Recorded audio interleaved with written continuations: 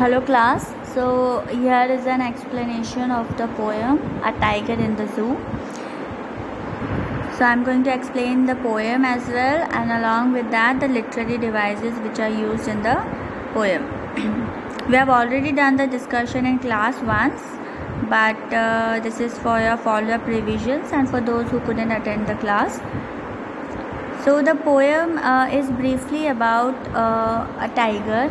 The poet has created a contrast between a tiger in a zoo and a tiger in its natural habitat. Right कि एक जंगल में रहने वाला शेर और एक ज़ू में एक केज के अंदर रहने वाले शेर में क्या डिफरेंस होता है वो बताया गया है. So it is also giving a sense of freedom, importance of freedom, कि जब आपके पास फ्रीडम होती है तो आप किस तरीके से आपका बिहेवियर जो है उससे अफेक्ट होता है. राइट तो इसके बारे में पूरी पोएम है. Let us see the whole poem once.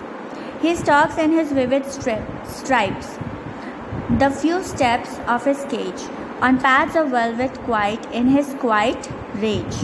He should be lurking in shadows, sliding through long grass near the water hole where pump deer pass. He should be snarling around houses at the jungle's edge, baring his white fangs, his claws terrorizing the village. But he is locked in a concrete cell, his strength behind bars, stalking the length of his cage, ignoring visitors. He hears the last voice at night, the patrolling cars, and stares with his brilliant eyes at the brilliant stars. So what the poet is saying that he stalks in his vivid stripes, कि जो tiger है वो अपने मतलब जो tiger के ऊपर धारियाँ बनी होती हैं, जो स्ट्राइप्स होती हैं, they are so vibrant, they are so vivid, and he is walking with pride because he is having such a beautiful stripes over his body, so he is walking with pride. And the few steps of his cage, he is walking in his cage on paths of velvet quiet. Pads of velvet quite का यहाँ पे क्या मतलब है कि जो poet है उन्होंने कंपेयर किया है टाइगर के क्लॉज को वेलवेट के साथ में, कि जिस तरीके से वेलवेट सॉफ्ट होता है वैसे ही जो टाइगर के क्लॉज है दे आर सो सॉफ्ट कि वो जब उसको ज़मीन पे रखता है तो आवाज़ तक नहीं आती है. So on pads of velvet quite का यूज़ यहाँ पे इसलिए किया गया है कि जब वो अपने पैर रखता है ज़मीन पर और चलता है तो उसके पैरों की आवाज़ तक नहीं आती है. In his quiet rage. Now why the tiger is in quiet rage मतलब होता है extreme anger, quiet means complete silence. So why he is in quiet rage? Because he is having that anger within him, but because he is in a cage, he couldn't show that thing. ठीक है ना, वो दहाड़ सकता है, ना वो स्नार कर सकता है, ना वो कुछ कर सकता है. That's why he is in quiet rage. Second stanza. He should be lurking in shadow, sliding through long grass. यहाँ पे पोएट अब कंपेयर कर रहे हैं उस टाइगर के से जो कि जंगल में रहता है, कि यदि ये टाइगर फ्री होता तो he should be learning in Shadow, मतलब कि वो कहीं पे छुपा हुआ होता लंबी लंबी घासों के बीच में और अपने शिकार का इंतज़ार कर रहा होता वहाँ पे जहाँ पे पानी ज़्यादा होता है और जहाँ पे प्लम्प मतलब बहुत ही ज़्यादा फ्लैशी डियर होते हैं, वहाँ पे अपने शिकार का इंतज़ार कर रहा होता यदि ये टाइगर फ्री होता तो. He should be snarling around houses, और वो जंगल में दहाड़ रहा होता. स्नार करना मतलब दहाड़ना, तो वो दहाड़ रहा होता जिससे लोग जो है वो डरते. एट द जंगल्स एज का मतलब होता है कि वहाँ जहाँ पे जंगल ख़त्म होता है और वहाँ जहाँ से बस्तियाँ शुरू होती है. ठीक है, तो दैट्स एज. तो वहाँ पे वो दहाड़ता, अपने जो दांत हैं उनको, जो लंबे लंबे बड़े बड़े दांत हैं उनको उनका शो ऑफ करता, उनको दिखाता और विलेजर्स को डरा रहा होता. But he is locked in a concrete cell, लेकिन वो जो है कंक्रीट सेल में, कंक्रीट क्या होता है, एक मटेरियल होता है, ग्रेवल, सैंड, सीमेंट और वाटर के कॉम्बिनेशन से मटेरियल बनाया जाता है जिसकी हेल्प से आपके ब्रिजेस, हाउसेस, ये सारी चीज़ें बनती हैं. राइट, तो वो ये बोल रहे हैं कि पर वो लॉक है कंक्रीट सेल में. हिज स्ट्रेंथ बिहाइंड बार्स, और उसकी जो स्ट्रेंथ है वो उन सलाखों के पीछे ही रह गई है. Stalking the length of his cage, वो सिर्फ अपनी जो केज है वहीं उसी में घूम सकता है, इग्नोरिंग विजिटर, और विजिटर्स को वो इग्नोर करता है। He hears the last voice at night the patrolling cars, तो जो पेट्रोलिंग कार्स है उनकी बस उसको आवाज़ रात में सुनाई देती है। And at last what he can do is just see the stars up in the sky, कि बस अपनी आँखों से तारों को देख सकता है और देख के मतलब कि बैठ सकता, और इससे ज़्यादा कुछ नहीं कर सकता। ठीक है, तो यहाँ पे एक फ्रीडम का जो होप है वो भी पोएट ने दिखाने की कोशिश की है। होप फॉर फ्रीडम समडे, कि शायद उसको फ्रीडम मिल जाए और वो जो उसका नेचुरल हैबिटाट है उसमें वो जा कर के रह सके। ठीक है, so this was the explanation. इसकी राइमिंग स्कीम है ABCB। ठीक है, जैसे आप देख सकते हो स्ट्राइप्स जो है वो राइम कर रहा है, किसी के साथ राइम नहीं कर रहा। केज रेज के साथ राइम कर रहा है, that's why they both are B। और क्वाइट किसी के साथ राइम नहीं कर रहा है, that's why it's C। So the rhyming scheme is ABCB। Okay, पूरी पोएम में यही राइमिंग स्कीम चलेगी, ABCB। ठीक है, अब हम स्टैंजा वाइज इसके literary devices, figure of speeches देखेंगे। ठीक है, फर्स्ट वाले स्टैंजा में आप देख सकते हो, फर्स्ट वाले में क्या, पूरे में जो दो आपके फिगर ऑफ स्पीच या लिटरेरी डिवाइस प्रोमिनेंट है वो है, फर्स्ट है personification,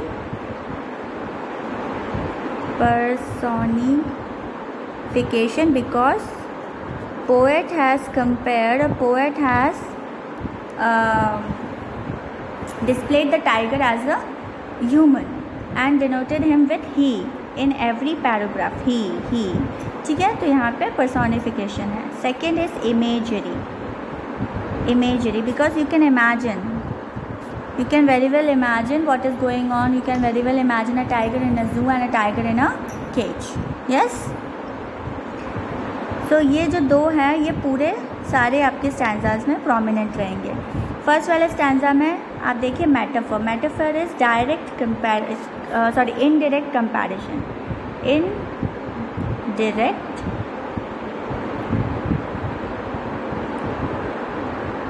comparison, alright. Indirect comparison यदि होता है तो वहाँ पे मेटाफर का यूज़ होता है। इनडायरेक्टली जो पोएट है वो वेलवेट को कंपेयर कर रहे हैं जो टाइगर के क्लॉज है, पंजे हैं, उसके साथ विच आर पैड्स। ठीक है, तो इनडायरेक्ट यहाँ पे कंपैरिजन हो रहा है, that's why here metaphor is used. Then come oxymoron means कि opposite meaning, use of adjectives which have opposite meaning. तो ऑपोजिट मीनिंग वाले वर्ड या एडजेक्टिव्स का यूज़ किया जाता है एक ही साथ में। जैसे यहाँ पे क्वाइट रेज जो कि ऑपोजिट मीनिंग है, रेज मतलब एक्सट्रीम एंगर, क्वाइट मतलब कंप्लीट साइलेंस, तो दोनों का साथ में यूज़ किया है, इसलिए यहाँ पे ऑक्सीमोरॉन है। ठीक, उसके बाद में इसी में आपका यूज़ हुआ है एसोनेंस आपका विविड स्ट्राइप्स में एसोनेंस है, vivid stripes. This one, I sound is prominent, which is a vowel, so here assonance is there, and then consonance is also there because stalks in his, S sound is coming, right? So consonance is there in first stanza। तो कौन कौन से literary devices और figure of speeches हो गए? First one is personification, second imagery, third metaphor, fourth is assonance, fifth is consonance. Okay, see the next one. यहाँ पे भी आपका first personification, second imagery, third हो जाएगा एनजैम्बमेंट,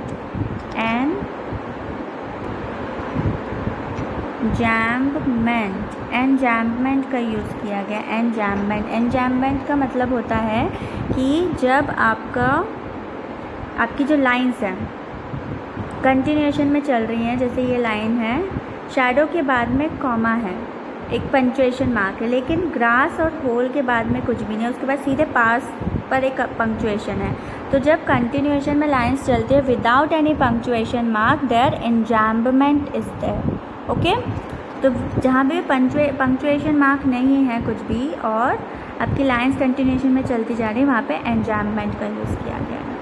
ठीक है, next is alliteration. Alliteration comes in the last line. Plump deer, P sound is prominent, and so alliteration.